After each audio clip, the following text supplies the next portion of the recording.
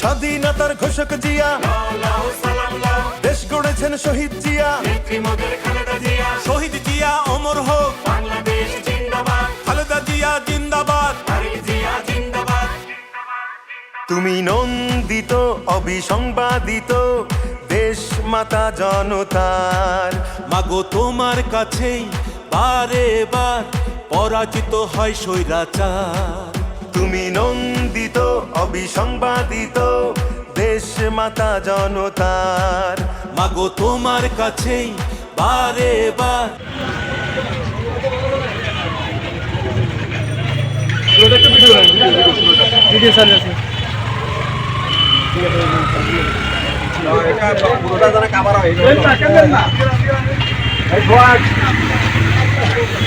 তরুণদের একাগ্রতা, সম্পৃক্ততা এবং অংশগ্রহণের মাধ্যমে আমাদের নীতি নির্ধারণ প্রক্রিয়াকে আরো জনমুখী, জনগণের কাছে দায়বদ্ধ রাখার চেষ্টা অব্যাহত রয়েছে। তারই ধারাবাহিকতায় বাংলাদেশ জাতীয়তাবাদী দলের ভারপ্রাপ্ত চেয়ারম্যান, ছাত্রদল, যুবদল এবং স্বেচ্ছাসেবক দলের সাংগঠনিক অভিভাবক জনাব তারেক রহমানের নির্দেশনায় বাংলাদেশ জাতীয়তাবাদী দলের 3টি অঙ্গ এবং সহযোগী সংগঠনের আয়োজনে এই রাজনৈতিক অধিকার আদায়ের কর্মসূচি শুধু রাজনৈতিক কর্মসূচি নয়, বরং একটি প্রজন্মের সঙ্গে সংলাপ গড়ার সেতুবন্ধন, একটি জনভিত্তিক ন্যায্য এবং অন্তর্ভুক্তমূলক রাষ্ট্র বিনির্মাণের অভিপ্রায়। জনাব তারেক রহমানের নির্দেশনায় বিএনপি এবং যুগপথ আন্দোলনের শরিক রাজনৈতিক দলগুলোর ঘোষিত 31 দফার রূপরেখা বাস্তবায়ন প্রণয়নে তরুণদের নীতি প্রণয়ন প্রক্রিয়া সম্পৃক্ত করার লক্ষ্যে সেমিনার এবং রাজনীতির অভিপ্রায় প্রতিষ্ঠায় স্বৈরাচার শাসক যেদিন এই দেশ থেকে 18 বছর এই যন্ত্রণা, এই বন্দি দশা থেকে যেদিন আমাদেরকে আমরা যেদিন মুক্ত হয়েছি, সেদিন থেকে আমাদের একটা দায়িত্ব বাড়ি গেছে। যেহেতু এখানে বিভিন্ন পাড়ায় মহল্লায় বিভিন্ন জায়গাতে বিভিন্ন বিচিত্র ঘটনা ঘটতেছে। এটার কারণ হলো যে স্বৈরাচারী যদি ফালাইও যায়, কিছু কিছু লোক ফালাতে পারে নাই। ওরা 11 পর্যন্ত যেহেতু আমরা মানুষের স্থাপনা ভাড়া দিতেছি, আমরা কিন্তু তাদেরকে ভাড়া দিতেছি না, কিন্তু তারা ভীতির কারণ তাদের কেউ আত্মীয় স্বজন বাড়িতে, কেউ নিজের বাড়িতে পালিয়ে আছে।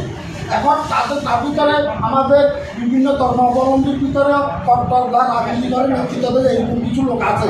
তো এখন এদের সাথে এদের যোগাযোগ হতেছে। একান্ত অমুকের ঘরের যে আগুন লাগাই দিলে এখানে তার আওয়ামী লীগ নাই, জানে যুবলীগ ছাত্রলীগ নাই, যে এটা অন্তত পক্ষে জামাত বিএনপি করছে, এইভাবে আমরা ছাড়াই দিতে পারবো। তো এখন আমাদেরকে সজাগ থাকতে হবে, যেহেতু তাদের নেত্রী চলে গেছে, কিন্তু তাদের সবাইকে রেখে গেছে, যারা চলে যেতে পারছে তারা চলে গেছে, কিন্তু অনেক অপরাধী যেতে পারে নাই। কিন্তু আমরা ধরা দিতেছি মানুষের স্থাপনা, মানুষের বাড়িঘর, মানুষের ব্যবসা প্রতিষ্ঠান, কিন্তু তারা মানুষ হচ্ছে, কিন্তু আমরা তাদেরকে ভাড়া দিচ্ছি। তারা এই কারণে এখনো অনেকে যেতে পারে নাই, এখনো তারা বিভিন্ন অলি গলি বিভিন্ন বাসা বাড়িতে অবস্থান করতেছে। আবার আমরা বিভিন্ন ধর্মাবলম্বী ভাইদের ভিতরে কিছু রাজনীতি করে এরকম কিছু লোক আছে, যেহেতু ওদের সাথে যোগাযোগ করে নিরীহ কোনো বাড়িতে ভাই ইটা থাকতে বাড়িও কত নিচে মারি দিল, সেখানে তো বাড়িতে আমরা তো আর বাড়িতে বসি নাই আমাদের লোকজন। তো আমাদের যারা অন্যান্য ধর্মাবলম্বী যারা আছেন তাদেরকে সজাগ থাকতে হবে, যেহেতু এই ধরনের কিছু লোক গাপড়ি মারি বসে আছে। এরা অনেকে এখনো এলাকা থেকে এখনো যায় নাই, কিন্তু আমরা তাদের কারো বাড়িতেও যাচ্ছি না, আমরা তাদেরকে তোয়াইতেছিল না। কিন্তু তারা যদি সহি শুদ্ধ যদি বলে যে তাদের ওই অপরাধ যেগুলো করছে এটা ভুল স্বীকার করে যদি তারা আসে, আমরা তাদেরকে ক্ষমা করে দেবো। তারা মোটামুটি আর আওয়ামী লীগের রাজনীতি এই কাছে আর পারবে না, যেহেতু তাদের নেত্রী চলে গেছে, সব কিছু নিয়ে গেছে দলের সব কিছু। কিন্তু অপকর্ম তারা করছে, অনেকে রাখে গেছে, যে তার ছেলে সজীব বলছে যে আমরা আমাদের পরিবার নিয়ে চিন্তা করতেছি, আমরা যে আওয়ামী লীগ নিয়ে চিন্তা বা ওদেরকে নিয়ে আমাদের চিন্তা করার সময় আমাদের নেই।